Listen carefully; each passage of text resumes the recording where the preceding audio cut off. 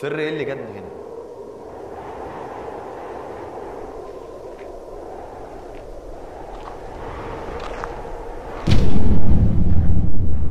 ايه ده؟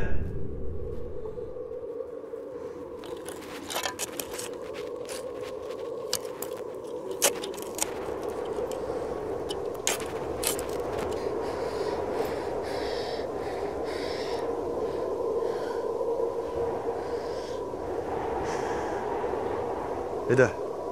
العمة دي مش غريبة عليا. محمد علي باشا. اهلا اهلا. انا اخترتك انت من بين كل المدرسين عشان اقول لك السر. سر ايه اللي انت جبتني عشانه يا باشا؟ اوه هقول لك السر حبيبي، بس الاول قول لي، كنت عايز اسالك بضع سؤالات. اسال. انا عايز اعرف هو الناس بتقول عليا ايه بعد ما مت؟ ده الناس يا باشا بعد ما انت مت اختلفت عليك. في ناس قالت عليك انك انت مجرم مرتكب مذبحة القلعة، وفي ناس قالت عليك محمد علي باشا مؤسس مصر الحديثة، وفي ناس يا باشا بقى دول طلبة الثانوية العامة، دول بيقضوا عليك ولو شافوك هيموتوك. ويموتوني تاني ليه حبيبي؟ هل اموت تاني؟ عشان انت حضرتك اكتر فصل عليه درجات، وكمان انت عمال تتجوز وتخلف، عيالك جابوا العيال تروما لحد الفصل الرابع مكملين حضرتك. يعملوا ايه؟ في ايه حبيبي؟ انا راجل حب يتجوز.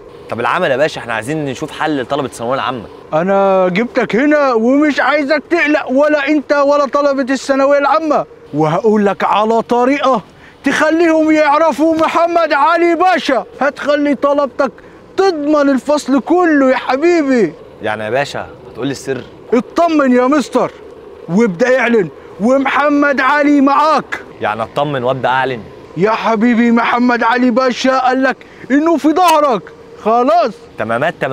تمامات حبيبي، وزي ما بتقولوا حط في بطنك بطيخه صيفي. ده انت بقيت مصر يا باشا. امال خلاص ابدا اعلن. يلا بينا حبيبي. انتهت الجوله وبدات جوله جديده، هي الاصعب ليكم بس الامتع عليا، وطبعا هنخليها الامتع ليك انت كمان. هنشرح بطريقه بسيطه سلسه وممتعه، والفصل هيكون اسهل بالنسبه لك، وهنشتغل فيه شغل مش هتشوفه في مكان تاني. هتفهم وهتستنتج وهتشوف اسئله ربط مش هتشوفها غير هنا. هنعيش الاحداث ونحلها من غير ما تتوتر ولا تراكم. بس انت شد حيلك معايا، لان انا هقول لك على السر اللي محمد علي قال لي عليه. والسر